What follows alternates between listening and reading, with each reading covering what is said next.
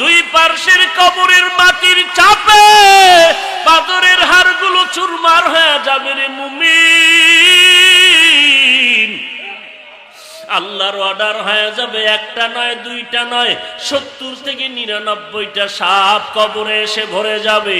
কবরের মধ্যে আল্লাহ বলবে, জাহান্নামের সাথে একটা দরওয়াজা খুলিয়া দাও।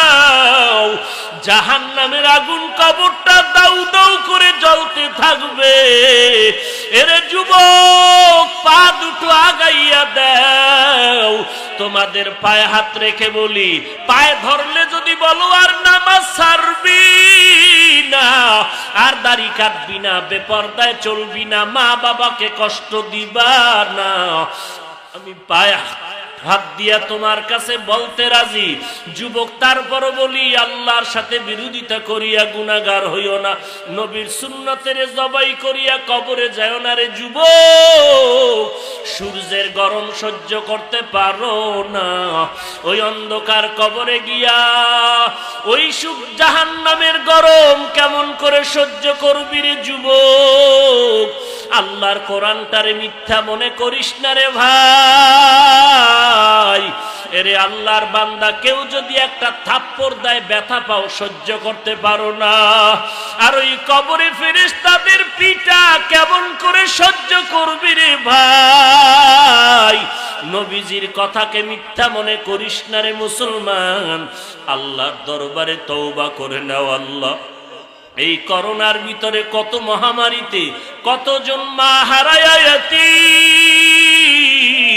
কত আল্লাহর বান্দা বাবা হারায়া ইয়াতীম। আরে বান্দা, একদিন তোমারও কবরের ডাক এসে যাবে, পালানোর জায়গা নাই। আল্লাহর ভয় অন্তরে ঢুকাইয়া দলাদলি ছাড়ো। এরে আল্লাহর বান্দা, আল্লাহর পরিচয় নবীর তরিকা মেনে ইসলাম পালন করে কবরের দেশে যাও। আল্লাহর কাছে খাঁটি অন্তরে তওবা করো, আর মুহাব্বতে আল্লাহকে ডাকো, হে আল্লাহ, এই ময়দানে আমার মতো জাহান্নামের আসামি গুনাহগার কেউ নাই। আয় আল্লাহ, তওবার দরওয়াজায় ফিরে আসছি, মাফ করে দাও। আর নামাজ ছাড়বো না, বেপরদায় চলবো না, মা বাবাকে কষ্ট দিব না।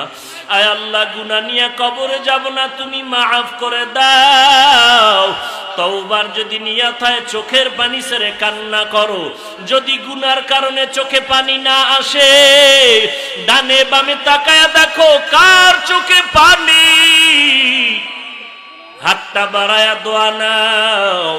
কান্নাওয়ালার দোয়া আল্লাহ খালি ফেরত দিবেন না। আল্লাহর কাছে দোয়া করো, হে মালিক, আমাদের তওবা করার তৌফিক দান করেন, তওবার উপরে মজবুত হয়ে চলার তৌফিক দান করেন, আমিন। আলহামদুলিল্লাহি রাব্বিল আলামিন, والصلاة والسلام على سيد الأنبياء والمرسلين وعلى آله وأصحابه أجمعين يا أرحم الراحمين يا أرحم الراحمين يا أرحم الراحمين رب ارحمهما كما ربياني صغيرا اللهم إنا نعوذ بك من البرص والجنون والجذام ومن سيء الأسقام اللهم إنا نعوذ بك من البرص والجنون والجذام ومن سيء الأسقام اللهم إنا نعوذ بك من البرص والجنون والجذام ومن سيء الأسقام উদয়ের মালিক, কুদরতের নজর দিয়ে দেখেন কত উলামায়ে কেরাম, কত মুরব্বীরা, কত যুবক ছাত্র ভাই, কত ব্যবসায়ী, কত চাকরিজীবী, কত শ্রমিকেরা, কত মা বোনেরা হাত তুলেছেন। আমরা সবাই জাহান্নামের আসামি, গুনাহগার, শয়তানের ধোকায় পড়ে গুনাহ করেছি রে আল্লাহ। এই ময়দানে আমার মতো পাপী আর কেউ নাই। আমার গুনাহের কারণে আমার সন্তান কষ্ট পায়, আমার গুনাহের কারণে আমার স্ত্রী, আমার পরিবার সদস্যরা কষ্ট পায়, আমার গুনাহের কারণে এলাকার মানুষ কষ্ট পায়। আয় আল্লাহ, মেহেরবানি করে তওবার দরজায় ফিরে আসছি, আমাদেরকে মাফ করে দেন আল্লাহ, আমাদের তওবা কবুল করে নেন, নবীজির মুহাব্বতে মাফ করে দেন। আয় আল্লাহ, মাদ্রাসা কবুল করে নেন। আয় আল্লাহ, আজকের দোয়ার আয়োজন কবুল করে নেন। এলাকায় শান্তি ও রহমত দান করেন, এলাকার সবাইকে মাফ করে দেন, মা বোনদের পর্দা নিশি বানায়া দেন, ছেলে সন্তান নেককার বানায়া দেন, ঘরে ঘরে কোরআনের আওয়াজ চালু করে। অথচ কোরআন শরীফ এতবার হাফেজ সাহেব, ইমাম সাহেব নামাজে তেলাওয়াত করে, কেউ গিয়ে কয় না ইমাম সাহেব আজকে আলহামদু সূরাটা বাদ দেন, কত আর শুনবো। কেউ তো বলে নাই, বরং যার কণ্ঠ যত সুন্দর তার তেলাওয়াত তত মজা।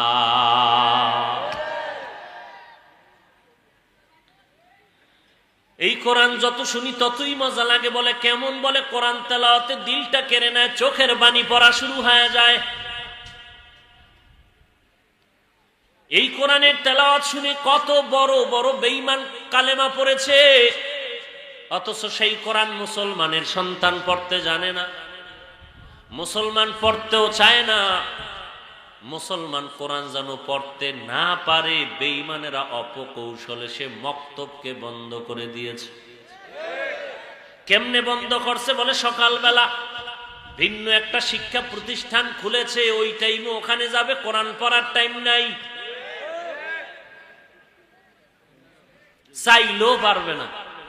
কারণ আমার ছেলে ইন্টারন্যাশনাল দামি সন্তান হবে, ডক্টর হবে, ডিগ্রি নিবে, সকালবেলা ইংলিশ মিডিয়ামে পড়তে যেতে হয়। মুয়াজ্জিন ফজরের আজান দিতে যখন ওযু বানাইয়া রেডি হয়, আম্মা জানও রেডি হয় সন্তানটারে কেজিতে পাঠাবার জন্য। মক্তব নাই, কোরআন শরীফও নাই। এরে যুবক আল্লাহর গোলাম, সকালবেলার কোরআন পড়া নাই, অথচ এই কোরআন শরীফ যেই ঘরে তেলাওয়াত হয় ৭০,০০০ ফেরেশতারা ঘর পাহারা দেয়। এরে নবীর উম্মতের দল, এই কোরআনে আল্লাহ আলিফ লাম মিমের মতো অর্থ ছাড়া অক্ষর দিলেন কেন? এক নাম্বার জবাব, যেই বেঈমানেরা বলছে কোরআন নবীর বানানো, আল্লাহর না, আল্লাহ আলিফ লাম মিম দিয়া জবাব দিলেন এই মুহাম্মদের কোরআন না, এটা আল্লাহর কোরআন। যদি মুহাম্মদ বানাইতো আলিফ লাম মিমের অর্থ জানতো, যেহেতু জানে না সেহেতু এ কোরআন মুহাম্মদের না, এটা আল্লাহর কালাম। দুই নাম্বার জবাব, এরে মুমিনের দল, কোরআনের মধ্যে অক্ষরগুলো দিছি, এর অর্থ দেই নাই, কেউ জানে না। সমস্ত মুফাসসিরিনে কেরাম আলিফ লাম মিম তাসিন তাহা ইয়াসিন এই অক্ষরগুলো লিয়া তাফসীর করতে গিয়ে লেখেন অর্থ কি? বলে আলিফ লাম মিম লিখিয়ে লেখে আল্লাহু আ'লামু বিমুরাদিহি, এর কি উদ্দেশ্য আল্লাহ ভালো জানেন, আমরা মুফাসসিরেরা জানি না। যালিকাল কিতাবু লা রাইবা ফি, এই কিতাব এমন একটা কিতাব কোনো সন্দেহ নাই, মুত্তাকিনদের জন্য হেদায়াত। ও নবীর উম্মতের দল, আল্লাহ এখানে মুমিনের ঈমান পরীক্ষা করতে চায়। অমুমিন, আল্লাহর কোরআনের অর্থ জানলে পড়বা, বুঝলে পড়বা, নাকি না বুঝলেও মানবা পড়বা। যারা বলে আল্লাহর কোরআন অর্থ জানলে বুঝলে মানি, না বুঝলে মানি না, এই রকম বান্দা 22 হাত পাগড়ি লাগাইল বেঈমান। ভালো করে খেয়াল করেন, কোরআন শরীফ কি অর্থ বুঝলে জানলে মানেন, না হয় মানেন না। ও ভাই কথা বলেন, কোরআন শরীফ বুঝলে মানেন, না বুঝলে মানেন না? কোরআন শরীফের অর্থ জানলে মানেন, না জানলে মানেন না? যদি বলেন কোরআন শরীফের অর্থ বুঝলেও মানি, না বুঝলেও মানি, কোরআনের ব্যাখ্যা জানলেও মানি, না জানলেও, আপনি একেবারে মূর্খ হলেও ঈমানওয়ালা। আর যদি বলেন কোরআনের অর্থ জানলে বুঝলে মানি, না বুঝে না জেনে মানি না, আপনি মক্কার 13 বার হাজী সাহেব 22 হাত পাগড়ি লাগাইলো আপনার ঈমান নাই। এখানে সতর্কবাণী, সাবধান। এখন মিডিয়ার যুগ, আপনার ইউটিউবের মধ্যে ঢুকলেই দেখবেন একদল আল্লাহর বান্দা নতুন ভাবে স্লোগান দিচ্ছে। আগেও দিত কিন্তু কেউ টের পাইতো না, ইদানিং টের পাওয়া যায়। বলে কি কয়, এতদিন আপনারা শুনছেন আহলে হাদিস, আহলে হাদিস, আহলে হাদিস। নতুন করে এখন আরেকটা দল পতাকা লাগাইতে চায়, স্লোগান দিতে চায়, চিৎকার করে মানুষের সামনে আসতে চায়। তাদের ব্যানারের নাম হলো আহলে কোরআন। এরা হাদিসও মানে না। এই দলটার নাম কি? আহলে কোরআন। আহলে কোরআন। এরা হাদিস মানে না, শুধু কোরআন মানে, কোরআন মানে। এরা কি কয়, কোরআনের অর্থ না জেনে পড়লে লাভ নাই। কি বলবেন? আলহামদুলিল্লাহ, নাউজুবিল্লাহ। আসতে বলেন। কি ইমান দুর্বল না ফিডার ডরে? কোরআনের অর্থ না জেনে পড়লে লাভ নাই। যদি এই কথা বলেন, এই কথা যদি কেউ বলে মানা যাবে। তাহলে আমাকে জবাব দেন, আলিফ লাম মিমের অর্থ কি?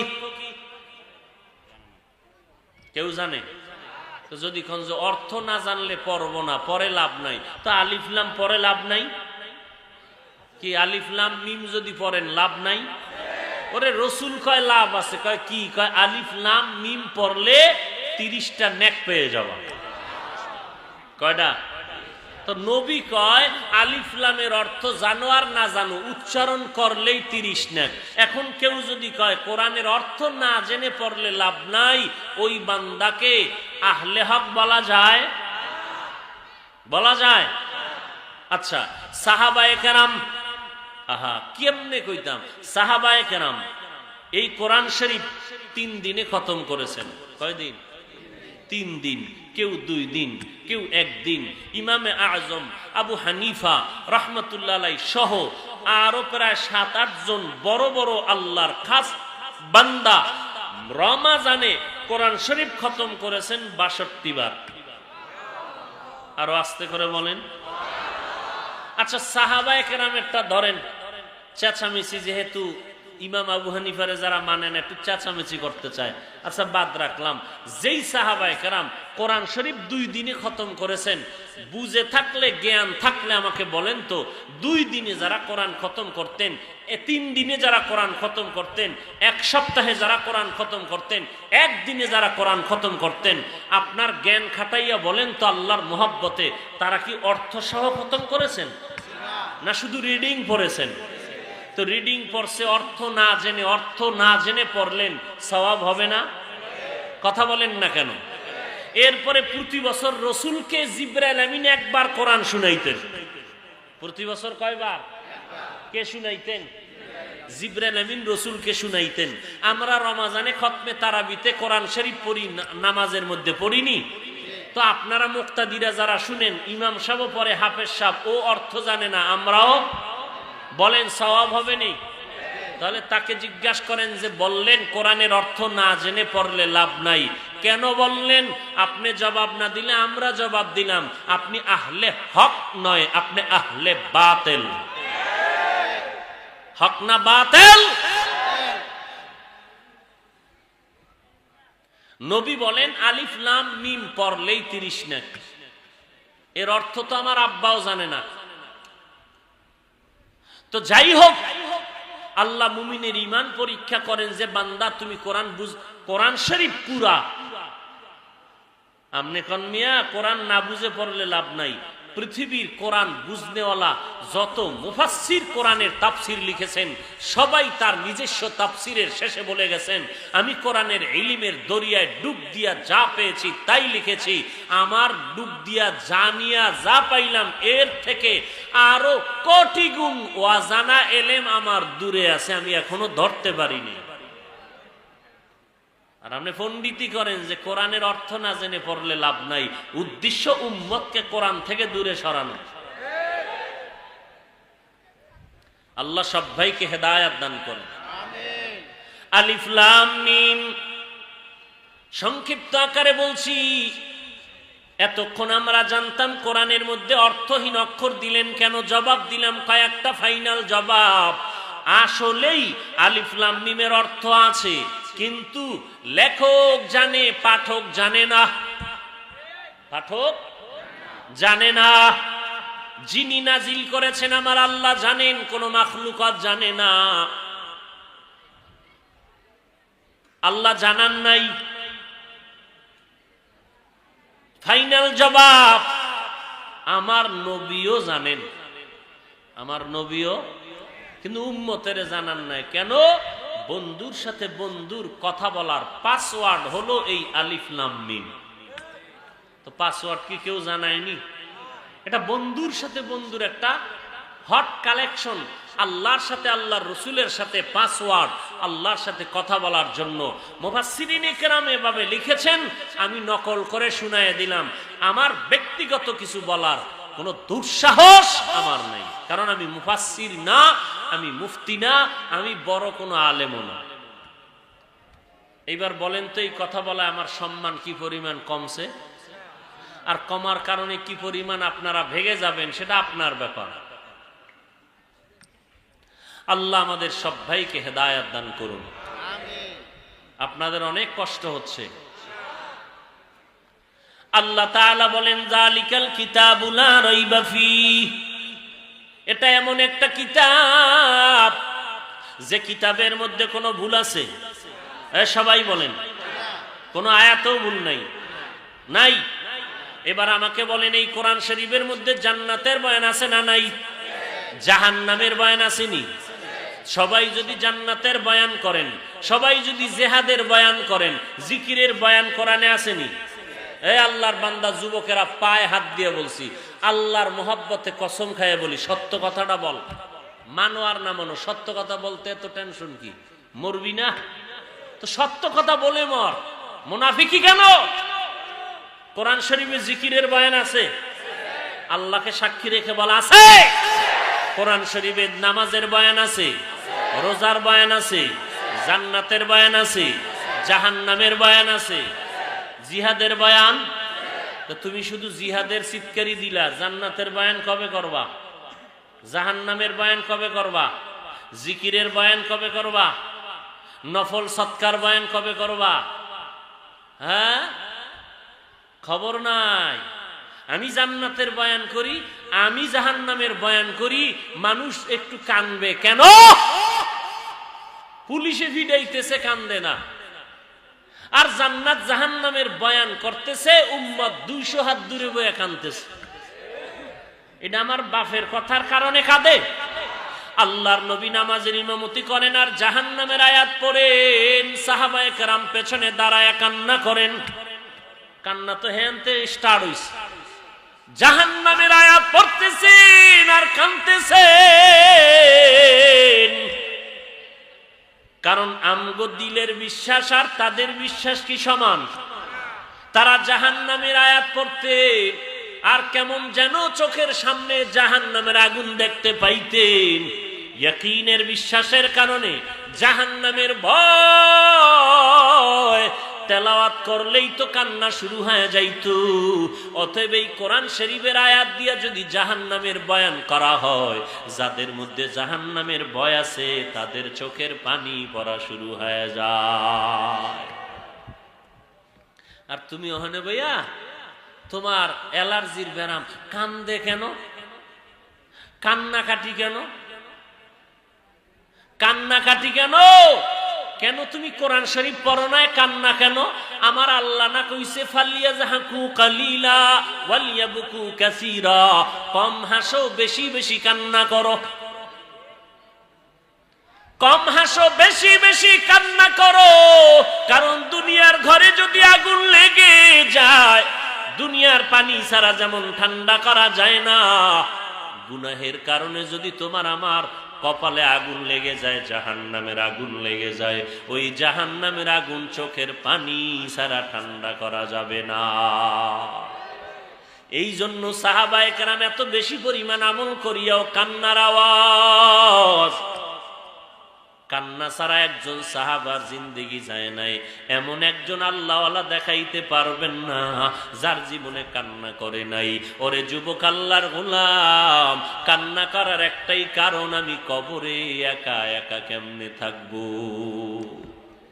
আর আমরা এখানে যারা আছি, আপনার তো টুপি নাই, আমার তো টুপি আছে, আপনার তো লম্বা জামা নাই, আমার তো মদিনার পোশাকটা আছে, আপনার তো নামাজ নাই 5 ওয়াক্ত, আমি তো মোটামুটি 5 ওয়াক্ত নামাজ পড়ি, আপনি তো হালাল পুরাপুরি খান না, আমি তো পুরাপুরি হালাল খানা খাওয়ার চেষ্টা করি, আপনি তো পর্দা করেন না, আমি তো পর্দা করার চেষ্টা করি, এরপরও কেন কান্না করি ভাই? আপনাদের সামনে কেন বিনয়ের সাথে কথা বলি, রাগ নিয়ে কথা বলি না, দুই একটা কথা উল্টো হয়ে